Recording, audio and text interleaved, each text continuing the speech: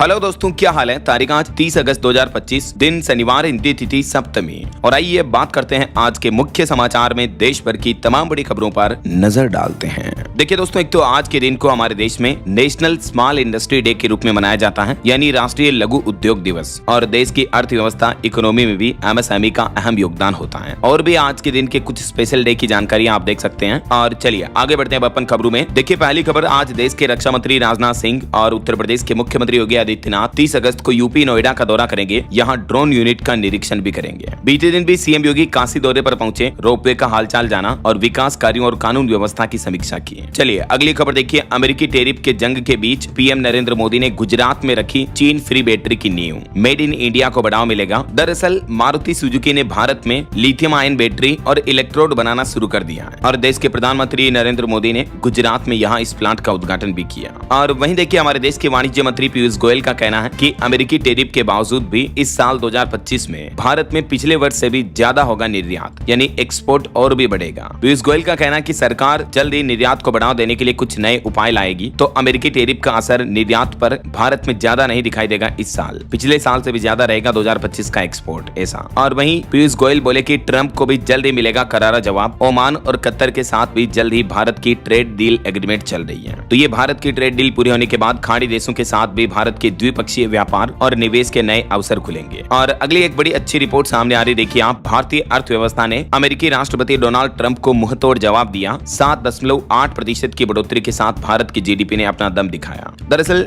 जून तिमाही में भारत का सकल घरेलू उत्पाद 7.8% बढ़ा है। हालांकि राजकोषीय घाटा भी 29.9% पर पहुंच चुका है। लेकिन कुल मिलाकर भारतीय इकोनॉमी की ग्रोथ रेट काफी अच्छी रही है। पहली तिमाही में 1.3% बढ़ी भारत की इकोनॉमी, जबकि हाल ही में कुछ दिनों पहले आपको पता होगा ट्रंप ने भारत की इकोनॉमी को डेड इकोनॉमी कहा था। लेकिन अभी जो ये भारत की जीडीपी ग्रोथ रेट है, ये पिछली 5 तिमाही में सबसे ज्यादा रही है। सर्विस और एग्रीकल्चर सेक्टर के भी बेहतर प्रदर्शन से भारत को ये अच्छी ग्रोथ मिली है। तो ये भी एक अमेरिकी राष्ट्रपति डोनाल्ड ट्रंप को मुंहतोड़ जवाब है। अच्छा, वैसे अभी आने वाले समय में भारत की जीडीपी ग्रोथ रेट थोड़ी स्लो हो सकती है। रिपोर्ट्स के मुताबिक भारतीय अर्थव्यवस्था FY 26 में 6.3% से लेकर 6.8% की दर से बढ़ेगी। अमेरिकी टैरिफ के कारण थोड़ा जोखिम बढ़ेगा भारत की इकोनॉमिक ग्रोथ रेट में। ये कहना है देश के मुख्य आर्थिक सलाहकार का, वी अनंत नागेश्वरन का ये कहना है। और वाणिज्य मंत्री पीयूष गोयल का ये भी कहना है कि अफ्रीकी देशों के बीच भी व्यापार अगले 5 साल में दुगुना करने का लक्ष्य रखा है भारत ने। 2030 तक का ये प्लान है। तो इससे भी भारत को अमेरिकी टैरिफ से डिफेंस करने में अच्छी अपॉर्चुनिटी मिलेगी।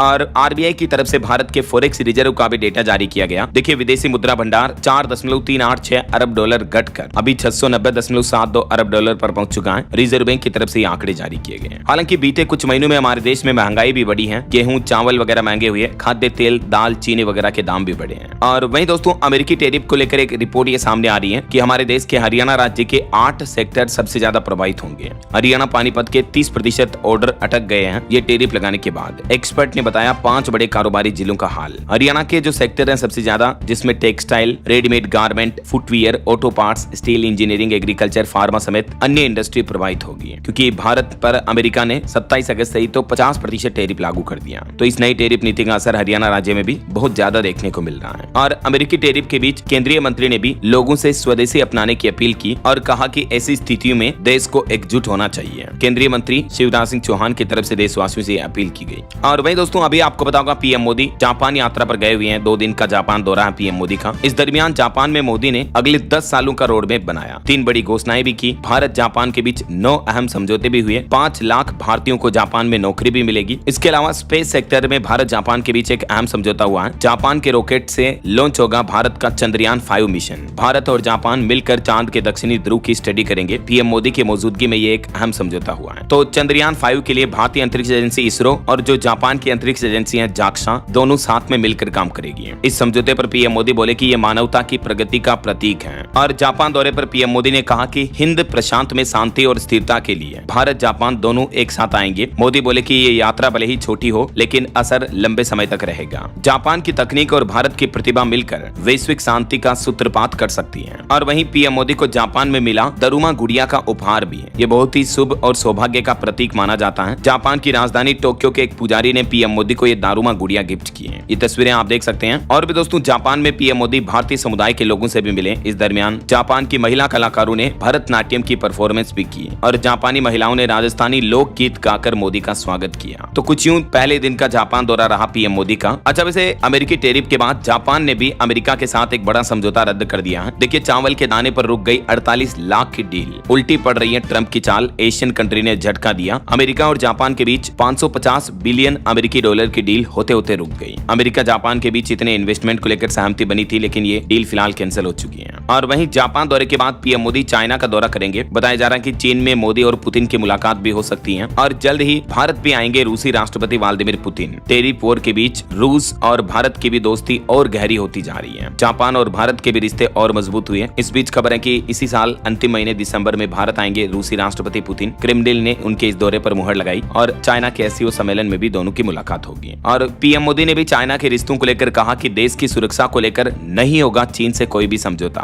भारत और जापान ने साझा किया ऐतिहासिक रक्षा घोषणा पत्र भी। और वैसे पीएम मोदी के जापान दौरे के पहले दिन भारत जापान के बीच 4 अहम समझौते हुए हैं। कौन कौन से, जो आप देख सकते हैं स्क्रीन पर। पीएम मोदी बोले कि भारतीय टैलेंट और जापानी टेक्नोलॉजी एक साथ आ गए हैं तो अब जीत पक्की है। और मोदी ने भी जापानी पीएम को भारत आने का न्योता दिया। वहीं भारत जापान सुरक्षा चुनौतियों से निपटने में भी एक दूसरे की मदद करेंगे। वैसे कुल भारत जापान के बीच 150 एमओयू यानी समझौता ज्ञापनों की घोषणा हुई है और इन समझौतों की कुल कीमत $13 बिलियन यानी 1 लाख करोड़ रुपए से भी ज्यादा है। जापान में जल्द ही 50,000 भारतीयों को भी रोजगार मिलेगा। अगले 5 साल में दोनों देशों के बीच 5 लाख लोगों का आपसी आदान प्रदान होगा। सेमीकंडक्टर, दवाइयां समेत 5 प्राइमरी सेक्टर में भारत जापान के बीच ये पहल शुरू हुई है। और भी artificial intelligence, AI governance, data centre समेत कई अहम सहयोग समझौतों पर मजबूती बनी भारत जापान दोनों के बीच। वैसे और भी दोस्तों, जापान के दौरे पर पीएम मोदी ने क्या क्या बड़े ऐलान किए, इस बारे में डिटेल जानकारी कल शाम को मैंने DLS न्यूज चैनल पर एक अलग से वीडियो में डाली है, तो अगर आप इंटरेस्टेड हैं तो देख लीजिएगा, ठीक है ना। चलिए फिलहाल आगे बढ़ते हैं अपन खबरों में। देखिए आप, सेल कंपनी को प्रौद्योगिकी विकास और नवाचार के लिए मिला स्कोप एमिनेंस पुरस्कार भी। और वहीं देखिए दोस्तों, म्यूचुअल फंड SIP निवेश को लेकर भी एक रिपोर्ट सामने आ रही है कि इक्विटी निवेश का क्रेज अब लोगों में बढ़ रहा है। म्यूचुअल फंड के AUM में 300% से भी ज्यादा की बढ़ोतरी देखी गई बीते 5 सालों के अंदर। चलिए अगला अपडेट देखिए, 1 सितंबर से कैशलेस इलाज नहीं होगा बंद। बजाज, अलियांज और AHPI के बीच आखिरकार सहमति बन चुकी है, तो कैशलेस इलाज बंद नहीं किया जाएगा ना, वरना 15,000 से भी ज्यादा अस्पतालों में ये इलाज की सुविधा 1 सितंबर से बंद होनी थी। कुछ डिस्प्यूट के चलते तो ये समझौता हो चुका है। और वही खबर देखिए, अदानी कंपनी को मिला बिहार में 2400 मेगावाट का थर्मल बिजली प्लांट लगाने का ठेका। अडानी समूह बिहार के भागलपुर जिले में ये 2400 मेगावाट का बिजली प्लांट स्थापित करेगा और इस परियोजना में $3 अरब निवेश करेगी कंपनी। अदानी पावर लिमिटेड को ये 25 साल तक के लिए बिजली खरीद का लेटर ऑफ अवार्ड मिला है। चलिए अगली बड़ी खबर देखिए, मेरठ, नोएडा समेत उत्तर प्रदेश के 8 जिलों में आने वाले त्योहारों, दिवाली वगैरह पर पटाखों की बिक्री और निर्माण पर सख्त बैन रहेगा।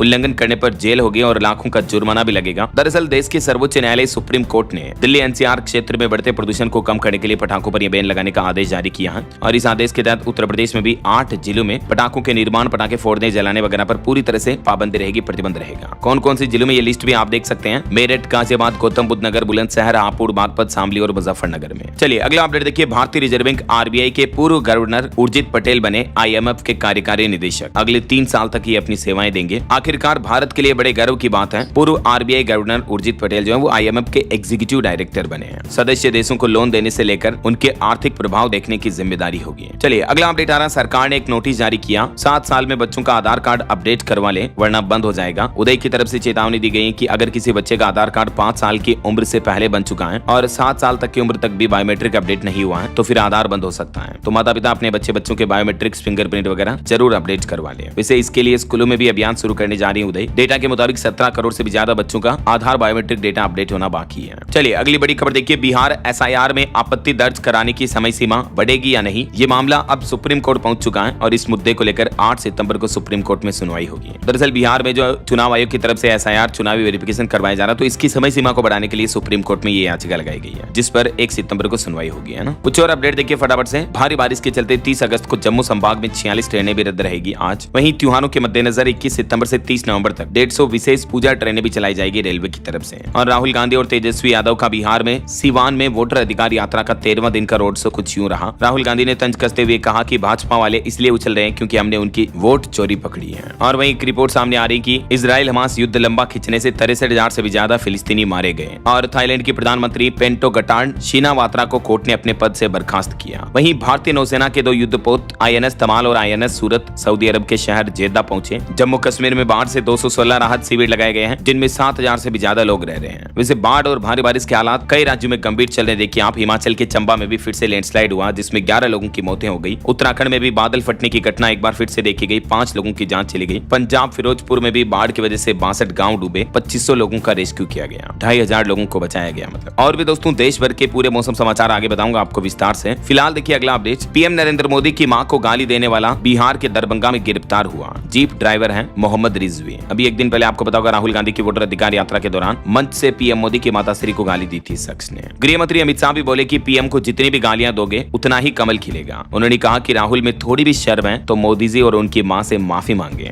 और पॉलिटिक्स की कुछ और बयानबाजी देखिए आप। पश्चिम बंगाल की तृणमूल कांग्रेस सांसद महुआ मल्होत्रा ने गृह मंत्री अमित शाह पर एक विवादित बयान दिया। उन्होंने कहा कि अमित शाह का तो सिर काटकर टेबल पर रख देना चाहिए। बिहार में जो घुसपैठ हुई है उसके लिए भी गृह मंत्री जिम्मेदार है। भाजपा बोले कि टीएमसी की हिंसक संस्कृति सामने आई ऐसे बयानों से। वहीं इधर देखिए राहुल गांधी की वोटर अधिकार यात्रा के दौरान भी एक कंट्रोवर्सी हो गई। पीएम मोदी को गाली देने के मामले के बाद बीजेपी और कांग्रेस कार्यकर्ता भिड़ गए। बिहार पटना में लाठी डंडे चलने लगे। मुजफ्फरपुर आरा में भी झड़प हुई। गाली देने वाला व्यक्ति तो हालांकि गिरफ्तार हो चुका है ना। और इधर देखिए मुस्लिम नेता ओवैसी बोले महिलाओं पर 3 बच्चों का बोझ न डालें। आरएसएस निजी जीवन में दखल क्यों दे रही है। अभी एक दिन पहले मोहन भागवत ने 3 बच्चों वाली बात कही थी तो उस पर असदुद्दीन ओवैसी ने ये अपनी बयान प्रतिक्रिया दी। चलिए अगली खबर देखिए। सुप्रीम कोर्ट ने सरकार से सवाल किया कि क्या आप बॉर्डर पर दीवार बनाना चाहते हैं। पड़ोसी देशों में भी हमारी ही तरह बंगाली और पंजाबी बोलने वाले लोग रहते हैं, बस सीमा उन्हें अलग कर दी है। एक केस की सुनवाई करते हुए सुप्रीम कोर्ट ने सरकार को भी फटकार लगाई। चलिए अगला अपडेट देखिए। गुजरात के पूर्व भाजपा विधायक और आईपीएस समेत 14 लोगों को उम्र कैद की सजा सुनाई गई। सूरत के एक बिल्डर को किडनैप कर अपने खातों में पैसे ट्रांसफर करा लिए थे इन्होंने 12 करोड़ के बिटकॉइन। और एक और कोर्ट का बड़ा फैसला देखिए। पश्चिम बंगाल में भी एक लड़की से गैंगरेप के मामले में 7 दोषियों को 20-20 साल तक की जेल की सजा सुनाई और सभी पर 50,000 रुपए तक का जुर्माना भी लगाया। चलिए अगला अपडेट देखिए दोस्तों। देश में पहली बार टीचरों की संख्या 1 करोड़ के पार हो चुकी है, लेकिन बावजूद इसके 1 लाख स्कूलों में अभी भी एक टीचर ही है। 8,000 स्कूल तो ऐसे जहाँ कोई स्टूडेंट भी नहीं है। देश में पहली बार किसी शैक्षणिक क्षेत्र में शिक्षकों की संख्या 1 करोड़ से ज्यादा पहुंच गई है। ये देख सकते हैं आप किन किन राज्यों में कितने कुल स्कूल टीचर है ना। चलिए अगली बड़ी खबर देखिए। हाईकोर्ट ने एक अहम फैसला सुनाया। कहा कि शादी का वादा कर शारीरिक संबंध बनाना किसी तरह का दुष्कर्म नहीं माना जाएगा। गुजरात सूरत की सेशन कोर्ट ने इस केस की सुनवाई करते हुए कहा कि लड़की ने खुद होटलों में पहचान पत्र दिए थे उस लड़के के साथ में, तो इसलिए ये बात प्रूव होती है कि लड़की के साथ कोई जबरदस्ती नहीं हुई है।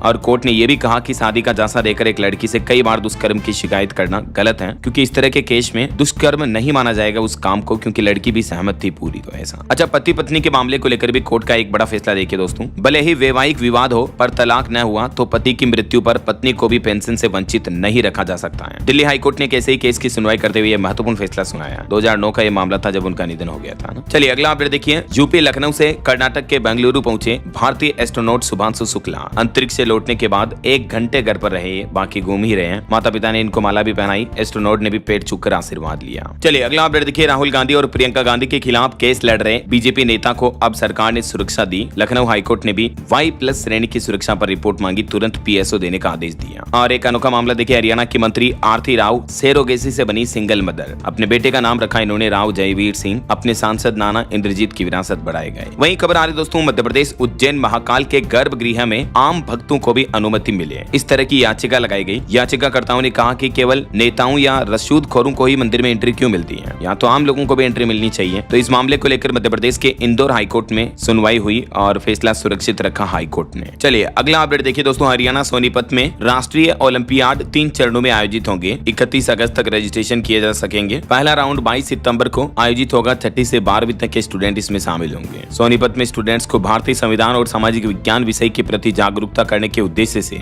ये राष्ट्रीय स्तर पर विशेष ओलंपियाड का आयोजन किया जा रहा है। चलिए अगली खबर देखिए। हिमाचल प्रदेश में 2 साल तक टाले जा सकेंगे निकाय चुनाव। विधानसभा में नगर पालिका संशोधन विधेयक पारित हुआ। एक्सटेंशन व री एम्प्लॉयमेंट को लेकर हंगामा भी हुआ। और वही खबर देखिए। बिहार पटना सिविल कोर्ट को बम से उड़ाने की धमकी मिली। एक ईमेल मिला जिसमें लिखा था जज के रूम में 4 RDX लगे हैं। पाकिस्तान खुफिया एजेंसी के साथ दावा किया गया। और वही देखिए दोस्तों। हरियाणा के मुख्यमंत्री नायब सिंह सैनी ने राहुल गांधी पर तंज कसते हुए कहा कि उनके स्क्रिप्ट राइटर का सम्मान करना जरूरी है, जिसने उनको 3 मुद्दे दिए और तीनों नाकाम रहे। EVM संविधान के बाद अब नया पैतरा अपना रहे हैं राहुल गांधी, वोट चोरी का, और उनके सभी पैतरे नाकाम हुए। वैसे अभी एक दिन पहले आपको पता होगा हरियाणा सरकार ने राज्य की महिलाओं के लिए एक बड़ी घोषणा की थी कि महिलाओं को हर महीने 2121 रुपए दिए जाएंगे, राइट। लेकिन अब इस योजना स्कीम में एक तो उम्र का अड़ंगा लग रहा, इनकम लिमिट का भी पेच फंसा हुआ है। हरियाणा सरकार ने कुछ ऐसी शर्तें तय की हैं जिससे 1 लाख से भी ज्यादा महिलाएं इस योजना से बाहर हो चुकी हैं। 25 सितंबर से ही हरियाणा सरकार ने ये 21 रुपए हर महीने महिलाओं को देने की घोषणा की है, लेकिन इसके लिए ये नियम और शर्तें भी तय की गई, देख सकते सकते हैं आप। अच्छा, वैसे बिहार चुनाव से पहले नीतीश सरकार ने भी कुछ ऐसा ही ऐलान किया।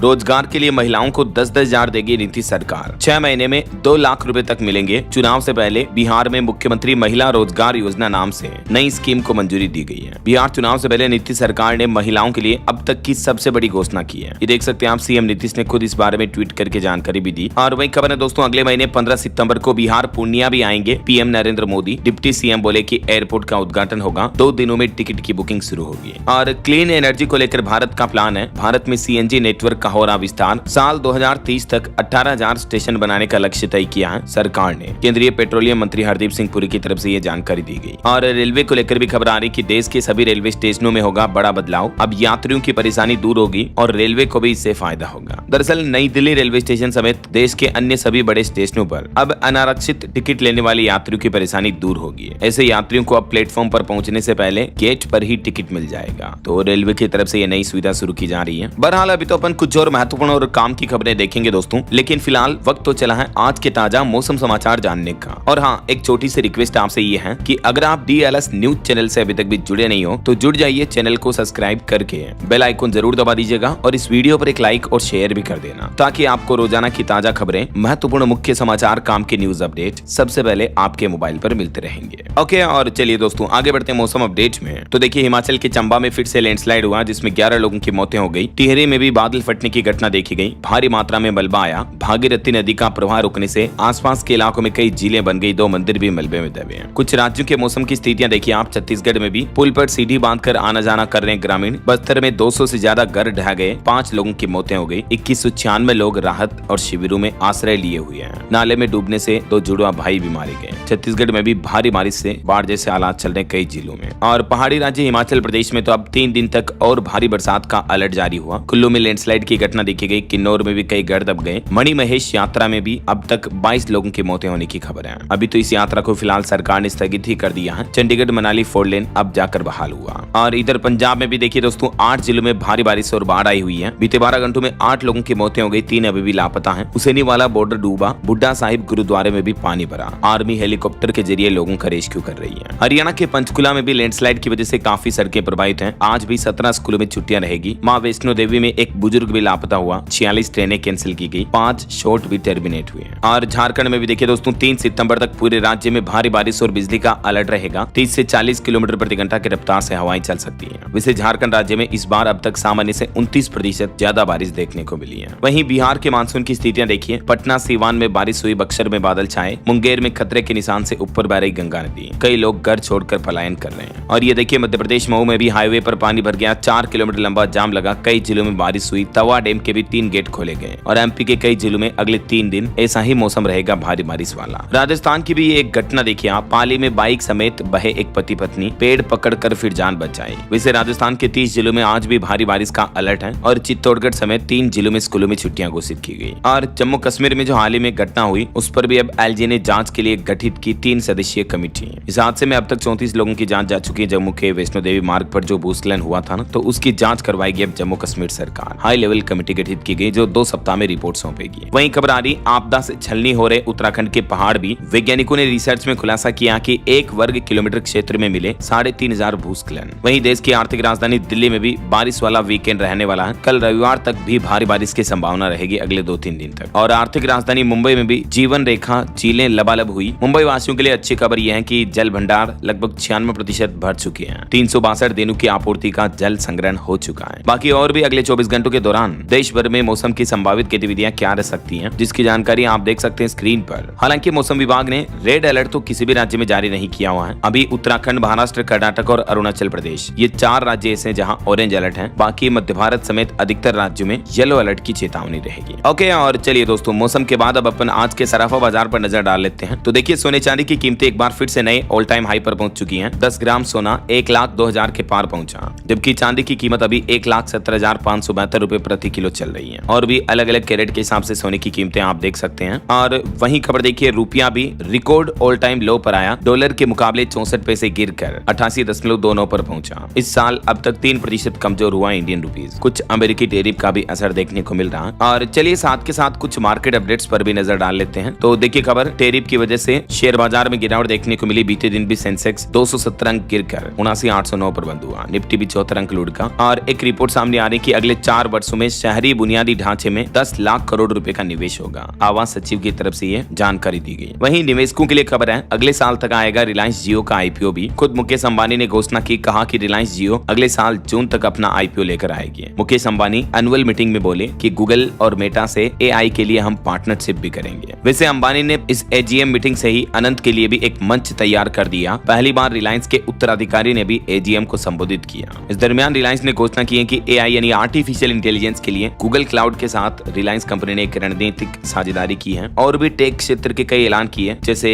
जियो ने अपना एआई पावर्ड जियो स्मार्ट ग्लास लॉन्च किया। इससे आप बोलकर फोटो खींच सकेंगे। वॉइस प्रिंट एआई से मूवी को अपनी भाषा में बदल पाएंगे। मैक्स व्यू से मल्टीपल कैमरा एंगल से मैच देख पाएंगे। और भी जियो पीसी समेत कई सारे नए एआई टूल्स भी लॉन्च किए हैं जियो कंपनी ने। जैसे ये स्मार्ट ग्लास में आप अलग अलग लैंग्वेज में बातचीत कर पाएंगे एआई वॉइस असिस्टेंट के जरिए। और रिलायंस ने रिया नाम से भी एक अपना खुद का AI voice enabled search assistant launch किया है। वहीं जियो लेंस भी लॉन्च किया कंपनी ने, जिससे कि आप जियो हॉटस्टार जैसे प्लेटफॉर्म पर अपनी वीडियो क्वालिटी को इनहेंस कर पाएंगे। और एआई वॉइस प्रिंट का फीचर भी मिलेगा। तो ये जियो कंपनी की तरफ से जल्दी आपको नए अपडेट दिए जाएंगे, है ना। चलिए आगे बढ़ते खबरों में। देखिए आप बड़ी खबर, उत्तर प्रदेश में निवेशकों का 49,000 करोड़ हड़पने वाला पल्स एग्रोटेक कंपनी का निदेशक गिरफ्तार हुआ। 10 राज्यों में अब तक इसने फ्रॉड किया। तो ये पल्स एग्रोटेक कंपनी का मुख्य डायरेक्टर गुरजंत सिंह गिल अभी गिरफ्तार कर लिया गया। आरोप है इन पर कि 49,000 करोड़ रुपए से भी ज्यादा की ठगी की इन्होंने। और कुछ इंटरनेशनल बयानबाजी के अपडेट देखिए आप। पीएम मोदी ने भारत और चीन के एक साथ आने को लेकर एक बड़ा बयान दिया। इंडो पैसिफिक से लेकर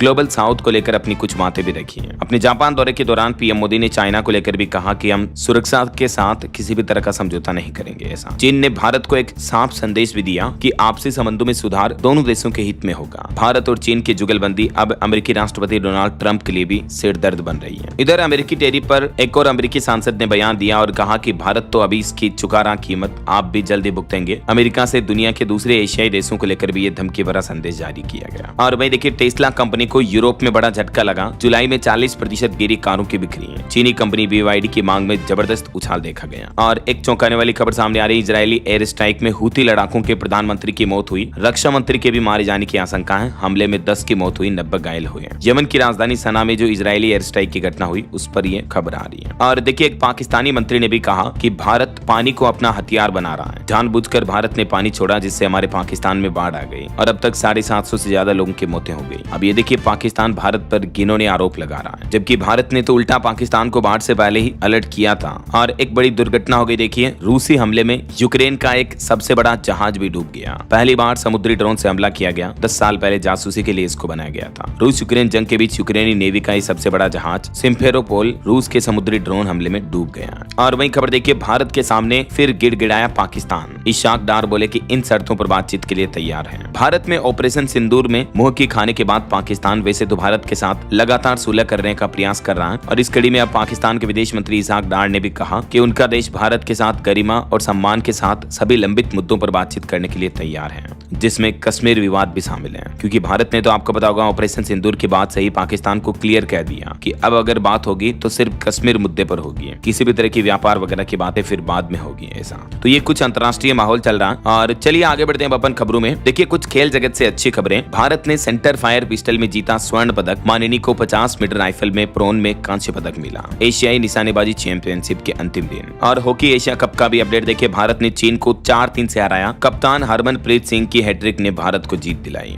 वही देखिए PV Sindhu badminton world championship से बाहर हुई। क्वार्टर फाइनल में इंडोनेशिया की वार्डानी ने हराया उनको। और रोहित शर्मा भी 13 सितंबर को बेंगलुरु में अपना फिटनेस टेस्ट करवाएंगे। अक्टूबर में फिर ऑस्ट्रेलिया से वनडे सीरीज खेलेंगे। वहीं गोल्डन बॉय नीरज चोपड़ा भी डायमंड लीग फाइनल में लगातार तीसरा सिल्वर मेडल जीते हैं। 85.01 मीटर का थ्रो किया उन्होंने, भाला फेंका। और जर्मनी के वेबर इसमें पहले स्थान पर रहे। ओके और चलिए आगे बढ़ते हैं अपन खबरों में। देखिए आप महाराष्ट्र में 33,768 करोड़ के निवेश समझौते हुए हैं, जिससे कि 33,000 से भी ज्यादा नौकरियां बनने की उम्मीद है। महाराष्ट्र के मुख्यमंत्री देवेंद्र फडणवीस ने अपनी कैबिनेट मीटिंग में ये अहम समझौतों पर हस्ताक्षर किए। और जीएसटी पर एक रिपोर्ट सामने आ रही कि अगर जीएसटी दरों में प्रस्तावित बदलाव लागू हुए तो ऑटो सेक्टर की मांग में भी तेजी से इजाफा देखने को मिलेगा। जेफरीज की रिपोर्ट में दावा किया गया। वहीं डोनाल्ड ट्रंप के टैरिफ के असर पर भी खबर आ रही कि 6 महीने में बुरी तरह प्रभावित होगा 1/4 कपड़ा निर्यात। कपास पर केंद्रीय फैसले से मिलेगी राहत। और भारतीय रिजर्व बैंक आरबीआई ने एक नया नियम जारी किया। एक समान कारोबार में एनबीएफसी की सहायक कंपनियां कंपनियां नहीं कर सकेंगी व्यापार। योजना लाने पर भी काम कर रहा आरबीआई, इस तरह का नया अपडेट। और देखिए केंद्रीय मंत्री अश्विनी वैष्णव बोले कि भारत सेमीकंडक्टर मिशन के तहत टैलेंट तैयार करने पर जोर दे रहा है। 7,600 करोड़ की यूनिट का उद्घाटन किया गुजरात के साणंद में उन्होंने, ये नई सेमीकंडक्टर प्रोजेक्ट का, और इस दरमियान ये बातें कही। चलिए दोस्तों अगला अपडेट देखिए। उत्तर प्रदेश अयोध्या में इस बार भी नया रिकॉर्ड बनेगा। 32,000 वॉलंटियर बिछाएंगे 28 लाख दीपक। लेजर लाइट व आतिशबाजी से जगमगा जाएगा सरयू तट। वैसे तो दीपावली अभी काफी दूर है, लेकिन तैयारियां अभी से शुरू हो चुकी हैं। रामनगरी अयोध्या को एक बार फिर से दीपोत्सव के भव्य आयोजन के साथ नया विश्व रिकॉर्ड बनाने की तैयारी की जा रही है। और वहीं बड़ी खबर देखिए, उत्तर प्रदेश के इन लोगों को नहीं मिलेगा मुफ्त राशन। राशन कार्ड धारकों के लिए भी एक बड़ा अपडेट सामने आ रहा। यूपी में जिन राशन कार्ड धारकों ने अभी तक भी ई-केवाईसी बायोमेट्रिक सत्यापन नहीं करवाया है, तो 1 सितंबर के बाद अगले 3 महीने तक उनके राशन वितरण पर अस्थायी रूप से रोक लगा दी जाएगी। ठीक है, तो ध्यान रखिएगा। चलिए अगली खबर देखिए दोस्तों, सिंगापुर के पीएम 2 सितंबर से भारत दौरे पर आ रहे हैं और इस दरमियान उनकी 3 दिवसीय यात्रा के दौरान कई अहम समझौतों को सहमति मिलने की उम्मीद है भारत सिंगापुर के बीच, है ना। चलिए अगली खबर देखिए, उत्तर प्रदेश में व्यापार करना अब आसान होगा, श्रमिक हित भी सुरक्षित होंगे। मुख्यमंत्री योगी आदित्यनाथ ने यूपी में नया विधेयक लागू करने के निर्देश जारी कर दिए हैं। मिनिमम वेज समेत इस विधेयक में कई सारे प्रावधान रखे गए हैं, जिनकी कुछ जानकारी आप देख सकते हैं स्क्रीन पर। और वहीं खबर देखिए, उत्तराखंड में शिक्षकों को अंतरिम पदोन्नति का तोहफा मिला। शिक्षा मंत्री ने अधिकारियों को निर्देश भी जारी किए। अब उत्तराखंड सरकार शिक्षकों को वरिष्ठता के विवाद के आधार पर पदोन्नति यानी प्रमोशन देने का निर्णय लिया है। और झारखंड विधानसभा की कार्यवाही अनिश्चित काल के लिए स्थगित हुई। स्पीकर बोले कि जनता की आवाज को प्राथमिकता दे विधायक। वही खबर आ रही, अब हरियाणा स्टीलर्स के लिए रेड करेंगे नवीन एक्सप्रेस। 7 साल बाद इनकी घर वापसी हुई है। प्रो कबड्डी लीग का 12वां सीजन 29 अगस्त से शुरू हो रहा है। और हरियाणा में एक और नया आदेश जारी हुआ। ड्राइविंग लाइसेंस और CLU के लिए अब निर्धारित समय में ही कर सकेंगे आवेदन, और सभी आवेदन ऑनलाइन माध्यम से ही स्वीकार किए जाएंगे। और भी ज्यादा डिटेल देख सकते हैं आप इस बारे में। और वही खबर देखिए दोस्तों, उत्तराखंड में नया नियम लागू हुआ। अब केवल 6 सवारी बैठा कर ही चल सकेंगे विक्रम। 10 सितंबर तक सीट न हटाने पर नहीं होगी फिटनेस। उत्तराखंड, देहरादून समेत कुछ जिलों में नया नियम लागू किया गया। और ट्रंप टैरिफ के जवाब में वाणिज्य मंत्री पीयूष गोयल ने एक और बड़ा ऐलान किया। उन्होंने कहा कि सभी तरह के एक्सपोर्ट सेक्टर के लिए जल्द ही केंद्र सरकार का राहत पैकेज आने वाला है, जिससे कि देश के एक्सपोर्टर कारोबारियों को, निर्यातकों को राहत मिलेगी, है ना। और खबर देखिए, केरल में GST डिपार्टमेंट ने ताबड़तोड़ छापेमारी की। त्रिशूर में 100 करोड़ की हेराफेरी का खुलासा हुआ। 36 किलो सोना भी जब्त हुआ। और खबर आ रही, मिस टीन इंटरनेशनल 2025 का ग्रैंड फिनाले 31 अगस्त को आयोजित होगा। वहीं यूपी में सीएम योगी आदित्यनाथ बोले कि संभल को हिंदू विहीन सपा और कांग्रेस ने किया। जो एक दिन पहले मैंने आपको बताया था ना कि संभल में हिंदुओं की आबादी मात्र 15% रह गई है। तो इस रिपोर्ट पर एक खुलासा तो ये सामने आ रहा है कि आजादी के बाद 15 बार सुलगा संभल जिला, यानी यहाँ दंगे फसाद लड़ाई झगड़े होते रहते हैं, और यही वजह है कि यहाँ से हिंदू भाई लोग ज्यादातर पलायन कर गए।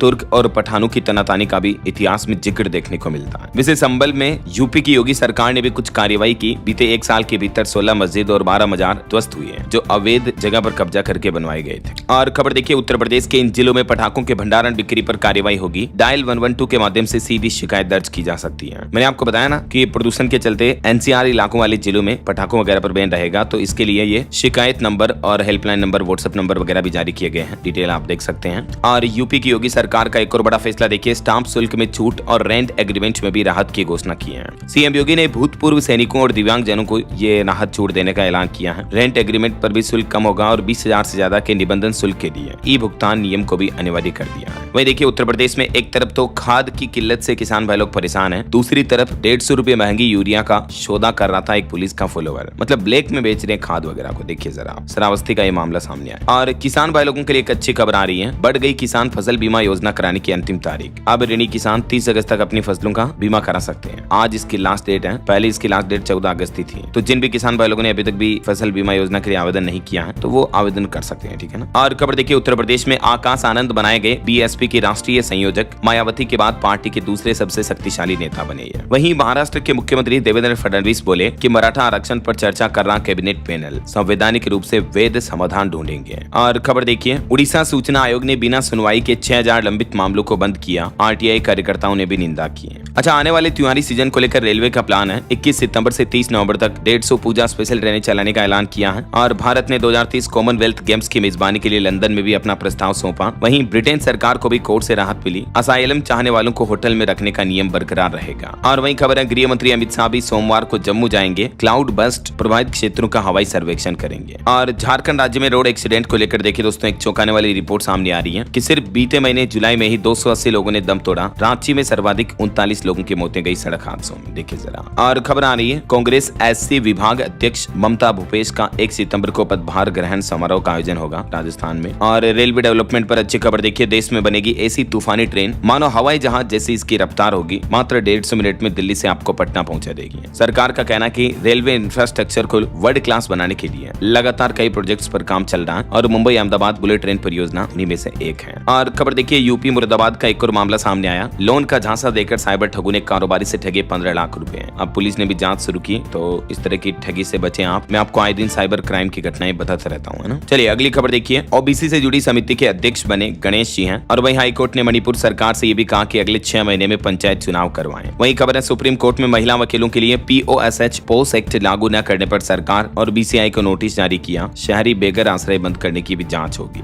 ठगी की एक और बड़ी घटना देखिए, भारी रिटर्न का वादा कर 2200 करोड़ रुपए ठगे, 81 लोगों पर FIR दर्ज हुई। 3 आरोपियों ने तो देश भी छोड़ दिया लोगों के पैसे ऐंठ कर। और वहीं खबर देखिए, केंद्र सरकार ने राज्यों को 4.25 लाख करोड़ रुपए से भी ज्यादा कर राजस्व ट्रांसफर किए, यानी इतना टैक्स राज्य सरकारों को ट्रांसफर किया है। और बीते दिन मेजर ध्यानचंद जयंती के मौके पर सरकार ने बड़ी घोषणा की। राष्ट्रीय खेल दिवस 29 से 31 अगस्त तक राष्ट्रव्यापी खेल और फिटनेस आंदोलन के रूप में आयोजित होगा। वहीं रेलवे का भी एक बड़ा फैसला देखिए, 30% तक महंगा होगा आपका किराया। त्योहारी सीजन में ट्रेनों में वेटिंग लिस्ट भी बढ़ रही है। ऐसे में रेलवे की तरफ से स्पेशल ट्रेनों में सफर करने के लिए अब आपको 30% तक एक्स्ट्रा किराया चुकाना होगा। हालांकि रेलवे 2 तरफा टिकटों पर अभी 20% छूट भी दे रहा, अगर आप आने जाने दोनों और का टिकट एक साथ बुक करते हैं तो। चलिए खबर देखिए, नए गेमिंग कानून पर एक्शन में आई सरकार। हाई लेवल मीटिंग में रोड मैप पर भी चर्चा हुई। वहीं खबर है, ChatGPT बनाने वाली कंपनी OpenAI ने पूर्व कोर्सेरा प्रमुख राघव गुप्ता को भारत और एशिया प्रांत के लिए शिक्षा प्रमुख के रूप में नियुक्त किया। भारत ने गुजरात में सेमीकंडक्टर के लिए प्रमुख OSAT सुविधा भी शुरू की। दिनेश के पटनायक को कनाडा में भारत का राजदूत के रूप में नियुक्त किया। अल्पसंख्यक मामलों के मंत्रालय ने कमजोर समूह के लिए उम्मीद मॉड्यूल लॉन्च किया। भारत और भूटान ने कृषि सहयोग के लिए भी समझौता ज्ञापन पर हस्ताक्षर किए। भारत ने बायो E3 नीति के तहत पहला राष्ट्रीय बायो फाउंड्री नेटवर्क भी लॉन्च किया। संजय सेठ ने नई दिल्ली में मिल मेडिकॉन 2025 का उद्घाटन भी किया। और कुछ स्टेट न्यूज अपडेट देखिए, 16वीं राजस्थान विधानसभा का चतुर्थ सत्र 1 सितंबर से शुरू होगा। वहीं राजस्थान में SI भर्ती मामले को लेकर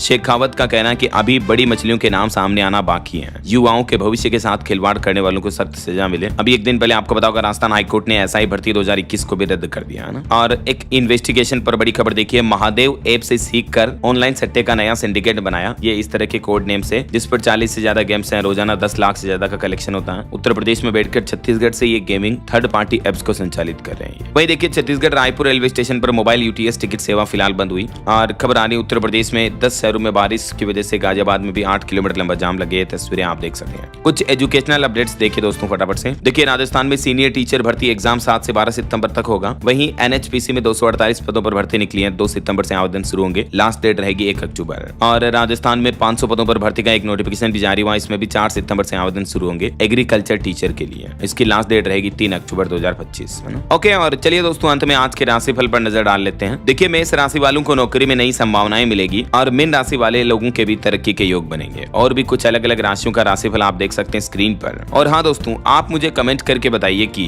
PM नरेंद्र मोदी अब तक जापान दौरे पर कुल कितनी बार पहुंच चुके हैं। कमेंट करके बताइए। सही जवाब देकर आप DLS न्यूज के साथ फीचर होने का मौका पा सकते हैं। और साथ ही इस वीडियो को लाइक और शेयर करना, DLS न्यूज चैनल को सब्सक्राइब करके बेल आइकन जरूर दबा देना, रोजाना ऐसे इन्फॉर्मेटिव जानकारियां, महत्वपूर्ण समाचार देखते रहने के लिए। ओके, ख्याल रखिएगा अपने आप का, अपने परिवार का। मिलेंगे अगले नेक्स्ट अपडेट में, तब तक के लिए जय हिंद, जय भारत, वंदे मातरम।